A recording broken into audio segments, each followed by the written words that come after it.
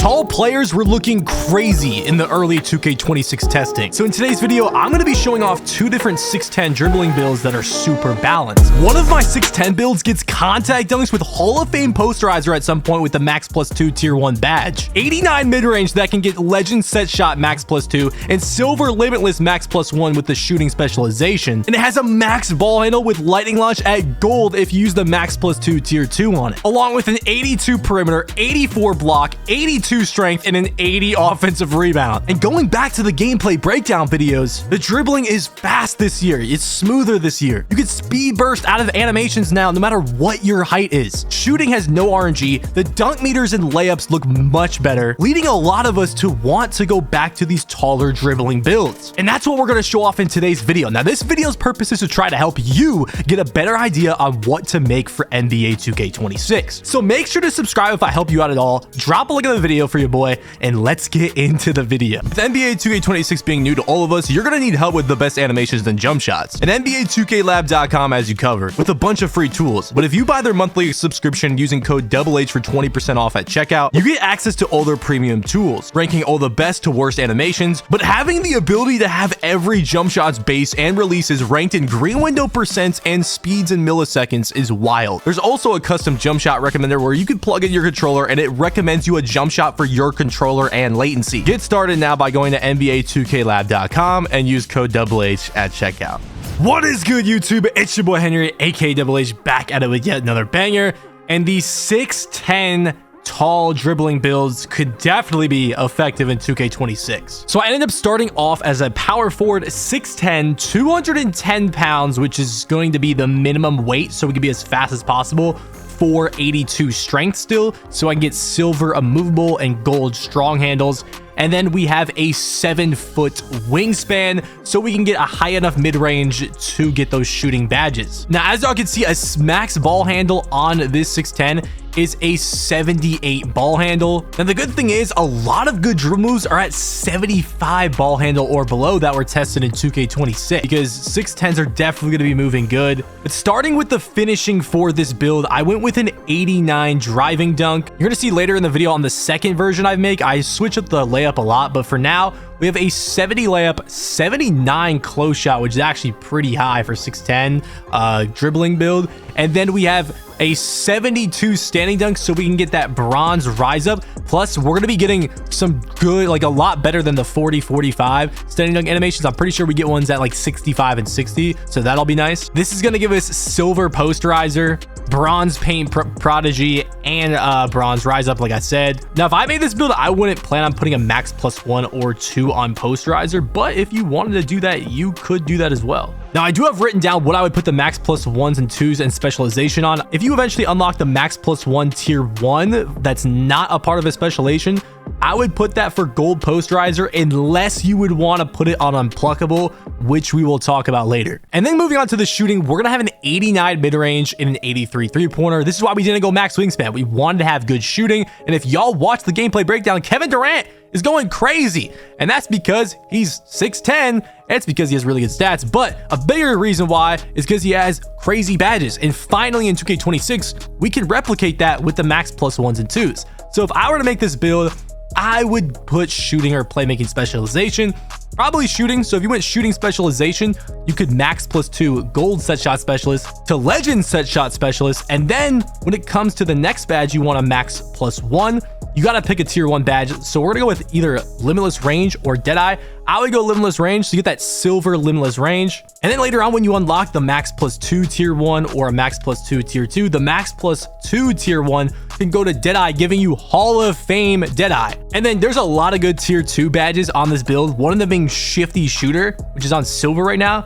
You could easily get a max +1 Tier 2 badge and get gold Shifty Shooter. Or you can put that one on handles for days, but we'll talk about that later, like I said. But yeah, the shooting on these 6'10s with these max +1s and 2s could be really crazy, especially since you can dribble and dunk on these. It's got even me thinking about making a 6'10 as my first build. I'll probably eventually make one at some point. Oh, and by the way, the free throw, you can upgrade it if you play 5. I just wasn't upgrading it because I'm not much of a rec player. And when I do get into competitive pro, I'm not going to be on a 6'10 dribbling build. I'll probably be on a small guard or some kind of 6'6 guard that's isoing. Anyways, moving on to the playmaking, 85 pass accuracy, man. We got high pass sack.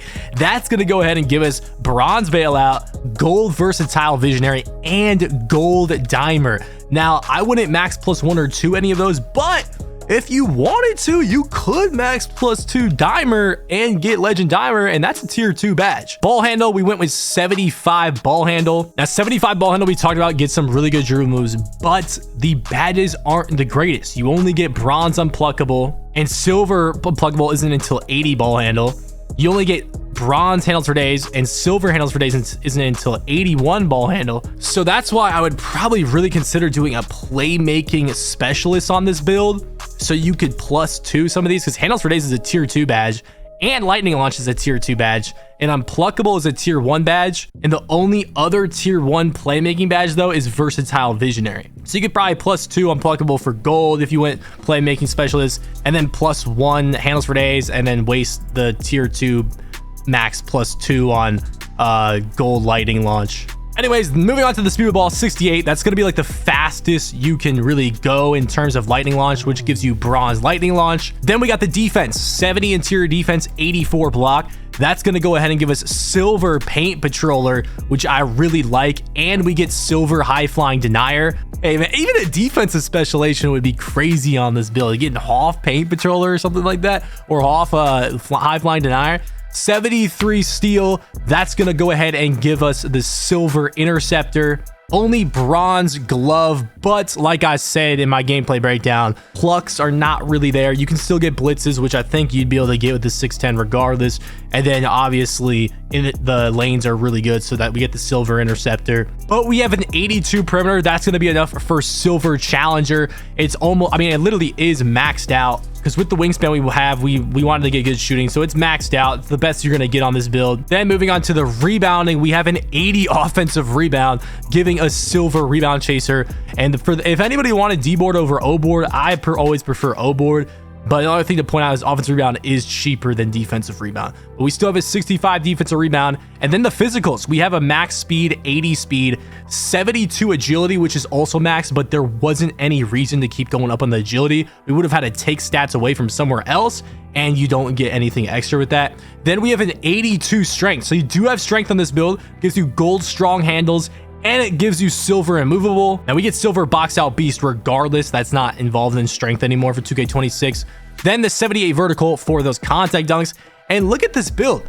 Like, I don't know about y'all, but this is a really good all-around 610 build. You could definitely make some changes. You know, maybe if you want free throw, you could put free throw on. I think the only thing I could spot that's like actually something that maybe you would want to upgrade more is the driving layup. And that's why in the version 2 build, I end up doing that for y'all. But I feel like we filled out all the stats that a 610 is capable of getting for the most part, at least with this wingspan. And imagine how much better the build can get if we put the mid-range to an 87 to get some extra attributes if we factor in build specialization, which I would do for your first build.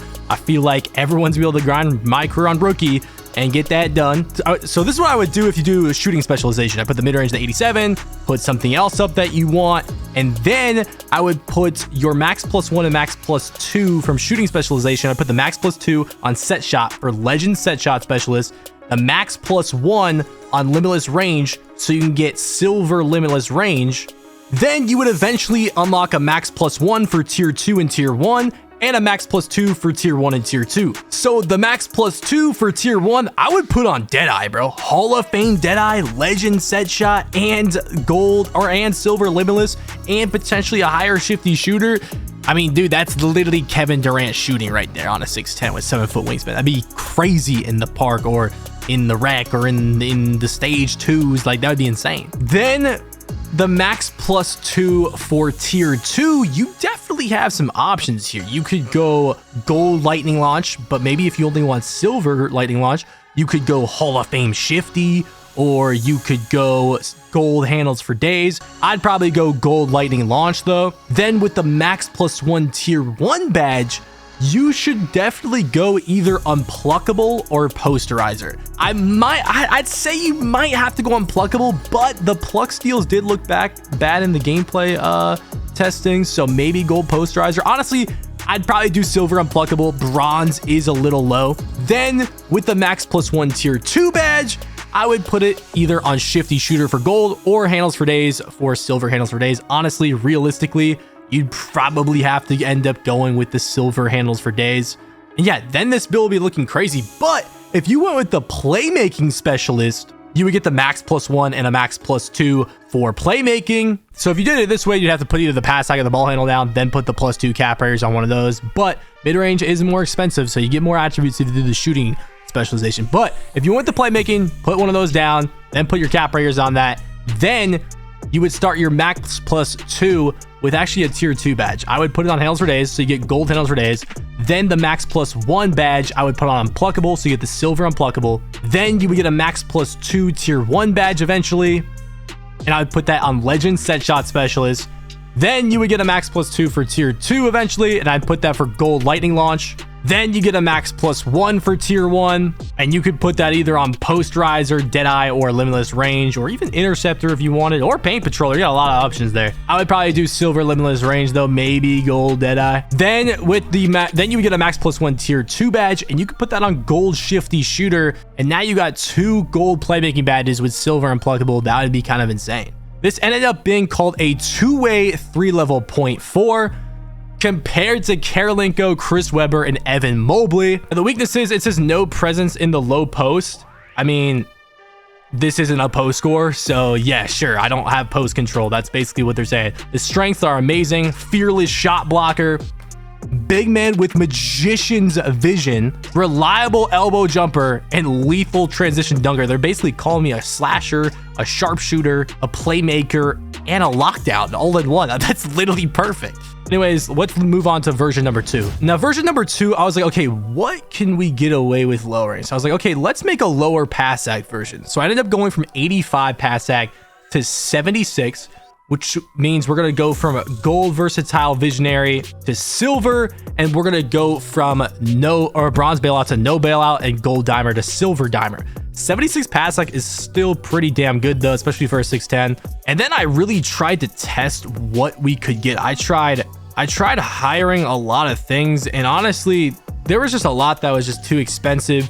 So I ended up going from a 70 layup all the way to an 80 layup, which is going to give us silver physical finisher and bronze layup mixmaster and some really good layup animations as well. I'm pretty sure Mike Wang made a tweet too that Jason Williams pass style is just going to be available for everyone that's 6'10 and below. I could be, maybe the height was different, maybe it's 6'9 and below, but there's definitely going to be some good layup packages at 80 layup. So yeah, if you wanted layup over pass sack, this would be the version to go with. Oh, and the takeovers, this build unlocks sharpshooter. This one gets lethal layup too. So sharpshooter takeover on this 6'10 would definitely be really nice. And this one's compared to Anthony Davis, 16-17 Pelicans, Anthony Davis, 𝘨𝘪𝘴, Evan Mobley. Honestly, the build name is a huge catfish. This is usually like a 6'2 guard build name, a 2'8", 3-level shot creator, kind of weird. Once again, weakness, no presence in the low post. We don't have post control, okay?